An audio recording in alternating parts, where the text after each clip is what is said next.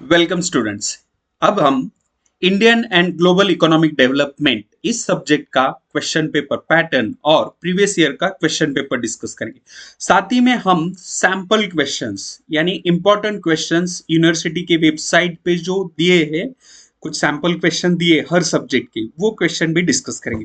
तो आप ये जो क्वेश्चन पेपर देख रहे हैं, ये प्रीवियस ईयर का क्वेश्चन पेपर है, Indian and global economic development 2 semester 6 CBCS पैटर्न 2019। मैक्सिमम मार्क्स आर 70 मार्क्स का ये पेपर होगा and time is 2.5 hours। Okay, और इंस्ट्रक्शन में देखिए question number 1 and question number 6 are compulsory. तो टोटल 6 क्वेश्चन है।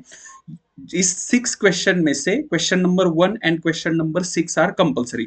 तो क्वेश्चन नंबर 1 ऑब्जेक्टिव क्वेश्चन है and question number 6 short notes पे क्वेश्चन है। ठीक है, उसके बाद सेकंड इंस्ट्रक्शन कहता है solve any 3 questions from the remaining questions number 2, 3, 4 and 5। तो जो रिमेनिंग क्वेश्चंस है 2, 3, 4, 5, इसमें से कोई भी 3 अटेम्प्ट करने हैं। यानी आपको टोटल कितने क्वेश्चन अटेम्प्ट करने हैं? 5 क्वेश्चन अटेम्प्ट करने हैं। ठीक है, तो इसमें से फर्स्ट क्वेश्चन 10 मार्क का है और बाकी सारे क्वेश्चन 15-15 मार्क्स के।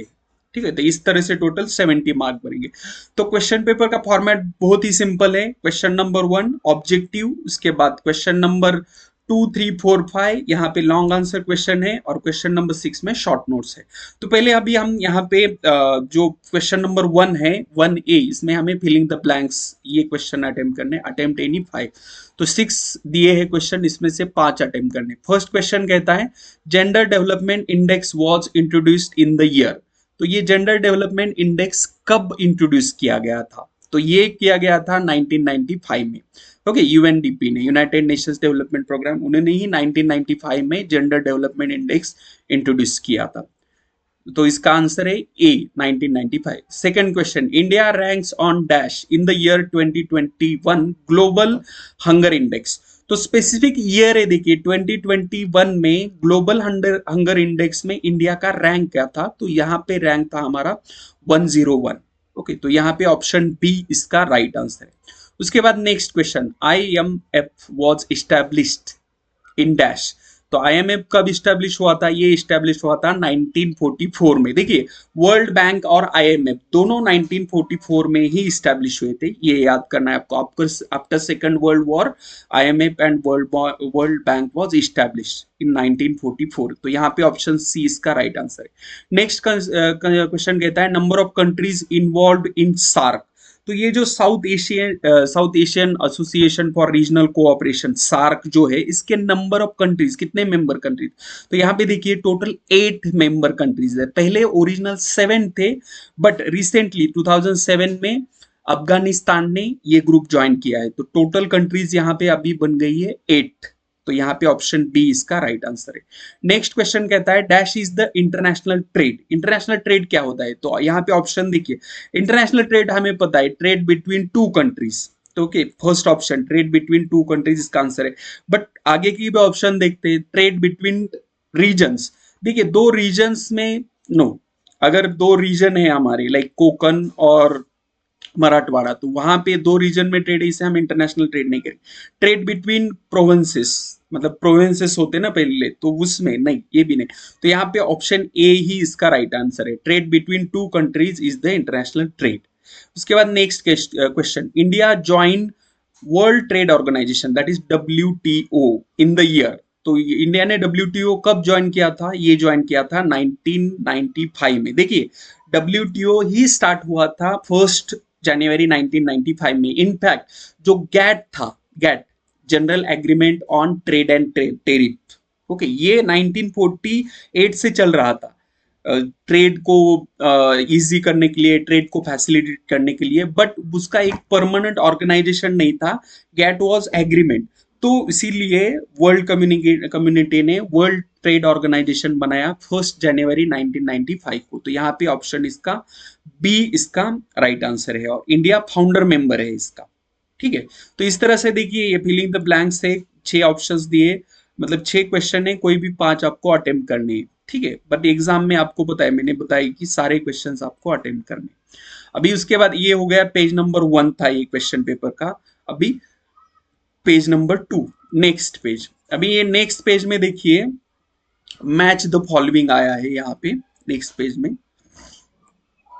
Let me at this seat, हाँ यहाँ पे देखिए मैच द फॉलोइंग है, और मैच द फॉलोइंग में 5 ऑप्शन है, 5 मार्क्स, मतलब 5 मैच द फॉलोइंग अटेम्प्ट करने हैं 5 मार्क्स के लिए। तो यहाँ पे देखिए फर्स्ट है ह्यूमन डेवलपमेंट इंडेक्स। तो यहाँ पे आप देखिए लॉजिकली क्या हो सकता है कि ह्यूमन डेवलपमेंट इंडेक्स कब स्टार्ट हुआ या किसने स्टार्ट किया रहेगा, तो इस तरह से आपको मैच करना है। तो यहाँ पे हमें पता है कि human development index idea was given by the महबूब उल हक, ये पाकिस्तानी इकोनॉमिस्ट थे, उन्होंने ही ये आइडिया दिया था।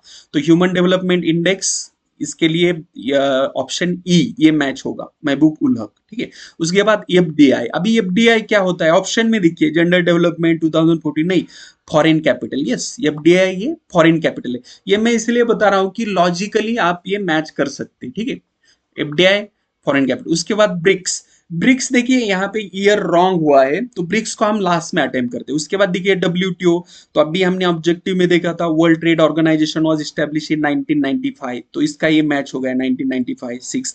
उसके बाद GDI, GDI basically gender development index है, जीडीआई शॉर्ट फॉर्म, तो ये आंसर। तो यहाँ बचा क्या ब्रिक्स का 2014।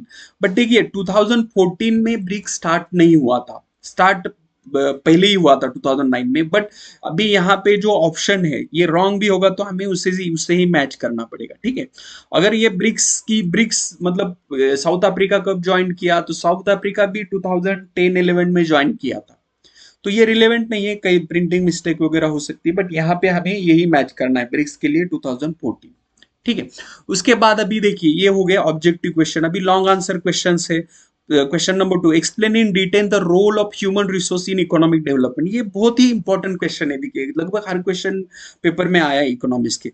Explain in detail the role of human resource in economic development. First तो आपको ह्यूमन रिसोर्स का मीनिंग लिखना है।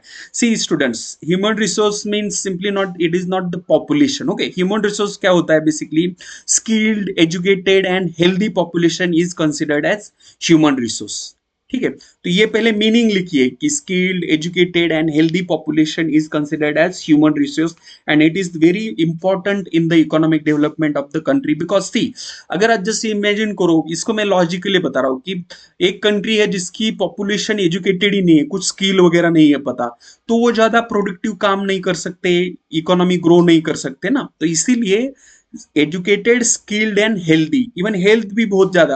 अगर एक कंट्री है मान लो जहां पे लोग हमेशा बीमार ही रहते हैं, तो उस केस में भी उसे हम ह्यूमन रिसोर्स नहीं कंसिडर करेंगे। तो इसका यूज क्या होगा इन इकोनॉमिक डेवलपमेंट, तो basically see, skill educated and healthy population that is human resource will help for the economic development. It will increase the efficiency, it will increase the productivity, okay, it will help in the economic development and growth, okay, it will think on new ideas। अगर अच्छा human resource है तो productivity, it will lead to the development of the economy.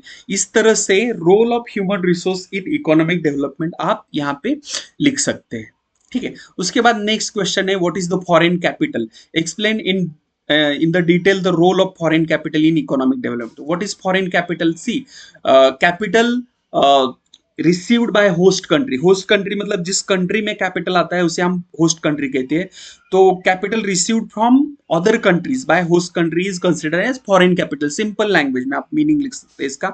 और explain in the detail the role of foreign capital in economic development. तो foreign capital के पहले form लिखो कि किस टाइप में आता है, एक तो आता है एफडीआई और दूसरा एफआईआई। तो इस दोनों के बारे में थोड़ा इंट्रोडक्टरी पार्ट लिखो यहाँ पे। उसके बाद explain in the detail the role of foreign capital in economic development. तो अभी देखिए फॉरेन कैपिटल का रोल क्या है इकोनॉमिक डेवलपमेंट में, तो foreign capital see again it helps to increase the standard of living of the people, okay, it helps for the industrialization, increase in the industrialization, it helps in the economic growth and economic development of the country, okay, it increases the productivity। जब भी देखिए foreign capital आता है तो कुछ industry start होती है, वैसे ही बेनिफिट है, it will increase the export, export बढ़ जाएगा, it will create employment, employment generate होगा। इस तरह से इसका रोल लिख सकते हैं, explain in the detail the role of foreign capital in economic development. आप लॉजिकली भी ये क्वेश्चन अटेम्प्ट कर दे, बट आप जब भी इसका आंसर लिखोगे नो, तो आपको मैं जो पॉइंट मेंशन कर रहा हूँ ना, तो पॉइंट फॉर्म में ही आंसर लिखना है आपको, ठीक है। ये बात आपको याद रखनी है। अगर आप लाइक ऐसे टाइप आंसर लिखोगे तो you will not get good mark, तो जब जो भी point like role of foreign capital in the economic development, okay, industrial, it will increase the industrial activity, it provides for capital for the industrial activity, okay, it increases, it creates the employment opportunity, it increases the GDP, it increases the exports of the country. इस तरह से logically आप ये attempt कर सकते हो। उसके बाद नेक्स्ट है define the balance of payment and explain causes of unfavourable balance of payment. देखिए बैलेंस ऑफ पेमेंट क्या होता है, basically balance of payment is a systematic record, एक रिकॉर्ड होता है between a country and the rest of the world. ये इसमें जो ट्रांजेक्शन होते हैं तो इसे डिफाइन कैसे करना है, balance of payment is a record of economic transactions, record of economic transactions between a country and the rest of the world, ये बैलेंस ऑफ पेमेंट होता है। और यहाँ पे देखिए एक कंट्री, कंट्री के साथ कितने ट्रांजेक्शन, इंपोर्ट है, एक्सपोर्ट है, उसके बाद टूरिस्ट आते हैं, ओके, टूरिस्ट जाते हैं, इस तरह से एफडीआई आती है कंट्री में, यहाँ पे इन्वेस्ट करते हैं, यहाँ से प्रॉफिट कमा के लेके जाते हैं आउटसाइड। मतलब अगर अमेजोन इंडिया में बिजनेस करने के लिए आया तो कुछ कैपिटल लेके आया इंडिया में, और अभी जो प्रॉफिट अर्न कर रहा होगा वो अमेजोन, वो अपनी कंट्री में लेके जा रहा होगा। तो इस तरह से ये बैलेंस ऑफ पेमेंट का कंसेप्ट है। Explain causes of unfavourable balance of payment. अभी अनफेवरेबल बैलेंस क्या होता है, देखिए अभी हमने देखा कि balance of payment is a record of economic transactions, मतलब कंट्री में कितना पैसा आया और कंट्री से कितना पैसा गया। मान लो इंडिया में 500 रुपए आए और 600 रुपए गए, तो इसे क्या कहते हैं हम, अनफेवरेबल बैलेंस ऑफ पेमेंट। और इंडिया के केस में ये क्यों है, 500 रुपए ही क्यों आएंगे, क्योंकि हम एक्सपोर्ट कम करते हैं, इंपोर्ट ज्यादा करते हैं। इंपोर्ट अगर ज्यादा करेंगे हम तो हमें पैसे भेजने पड़ेंगे ना बाहर, ठीक है। तो यही, तो यहाँ पे जो कॉजेस है ना, causes of unfavourable balance of payment में इसमें कि low industrial growth, then low level of exports, high high imports, ये सारे कुछ कॉजेस है ये लिखने। अनएम्प्लॉयमेंट कम है हमारे यहाँ पे, रिसोर्सेस कम है, इफेक्टिव यूटिलाइजेशन ऑफ रिसोर्स नहीं हो रहा है, इस तरह से रीजन आपको लिखे। अनफेवरेबल क्यों है बैलेंस, देखिए इसका मेन रीजन है कि हमारे यहाँ पे इतना डेवलपमेंट नहीं है, इंडस्ट्रियल डेवलपमेंट नहीं है इंडिया के केस में। तो यहाँ पे हमें रिलेट करना है कि explain causes of unfavourable balance of payment. India का बैलेंस ऑफ पेमेंट अनफेवरेबल ही होता है क्योंकि हम बहुत ज्यादा इंपोर्ट करते हैं, और हमारा मेन इंपोर्ट क्या है, क्रूड ऑयल है, कुछ इलेक्ट्रॉनिक्स गुड है, ओके, कुछ like status symbol, imported goods जो लोग यूज करते हैं, तो उसका प्रेशर आता है बैलेंस ऑफ पेमेंट पे, इसलिए हमारा रुपी का वैल्यू भी डिक्रीज होता है डॉलर्स के अगेंस्ट, ठीक है। तो इस तरह से आप आंसर लिखना है। उसके बाद explain in detail the functions of IMF, international monetary fund, इसके फंक्शंस क्या है, तो इसके लिए ऑब्जेक्टिव आया था, देखो 1944 में स्टैब्लिश किया।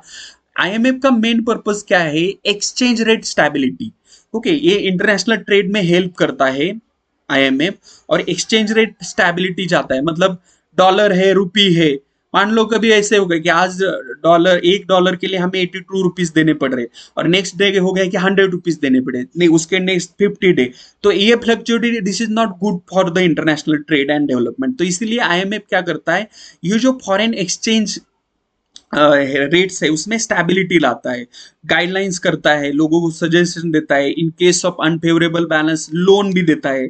आईएमएफ ने अभी हाल ही में पाकिस्तान को हेल्प किया था, आपने अगर न्यूज पढ़ा रहेगा तो आपके, तो इस तरह से आप explain detail the functions of IMF लिखने। आईएमएफ का फंक्शंस क्या है, trade development, exchange rate stability, giving loans, okay, इस तरह से पॉइंट्स लिखना है आप। और भी इससे बहुत सारे पॉइंट है, एक बार रिवाइज करके रीड कर सकते। उसके बाद right short notes, any 3 15 human poverty index, तो पॉवर्टी इंडेक्स के बारे में लिखना है, it measures the poverty in living in country. उसके बाद लिखना है, उसके बाद टाइप्स ऑफ फॉरेन कैपिटल, ये फॉरेन कैपिटल में FII एंड FDI, ये दो टाइप के मेन फॉरेन कैपिटल आता है दो फ्लो में। उसके बाद India foreign trade policy, exam की इंडिया फॉरेन ट्रेड पॉलिसी क्या है, कब स्टार्ट हुई, अभी इसका मेन पर्पस क्या है, ऑब्जेक्टिव क्या है, तो इसमें देखिए मेन पर्पस क्या है कि इंडिया का एक्सपोर्ट डबल करना है वगैरह जैसे।